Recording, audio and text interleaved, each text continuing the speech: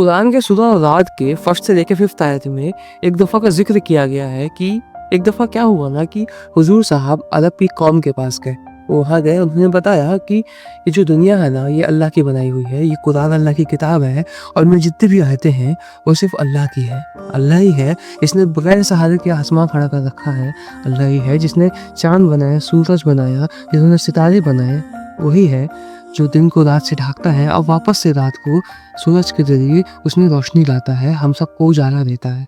वो अल्लाह ही है जिसने पहाड़ गाड़ रखे हैं जिनसे नदियाँ बहती हैं। वो अल्लाह ही है जिसने अलग अलग तरीके की ज़मीनें बनाई हैं, अलग तरीके के फूल बनाए हैं, अलग तरीके के पेड़ बनाए हैं। तो ये अल्लाह की कुदरत है। फिर जब कुछ लोगों ने सवाल किया कि हम कैसे मान लें कि अल्लाह ही ने सब बनाया है, क्यों हम मान कैसे लें कि अल्लाह ही क्रिएटर है, तो हुजूर साहब ने इसकी तफसील दी कि ऐसा क्यों है कि ज़मीन अलग अलग तरह की है। ऐसा क्यों है कि कुछ ज़मीन ऐसी है जो उपजाऊ है, जहाँ खेती करते हैं, और कुछ ज़मीन ऐसी जहाँ कोई खेती हो ही नहीं सकती। कुछ ज़मीन ऐसी है जहाँ पेड़ उगते हैं, कुछ ज़मीन पेड़ उगते ही नहीं है। ऐसा क्यों है कि कोई तरीके के फल जो है वो खट्टे हैं और कोई मीठे, जबकि एक ही तरीके के पानी से हर फल को सींचा जाता है, चाहे वो कोई भी फल हो। बट ऐसा क्यों होता है कि कोई फल मीठा निकलता है और कोई फल कम मीठा या खट्टा निकलता है। तो ये अल्लाह की शान है, ये अल्लाह की कुदरत है।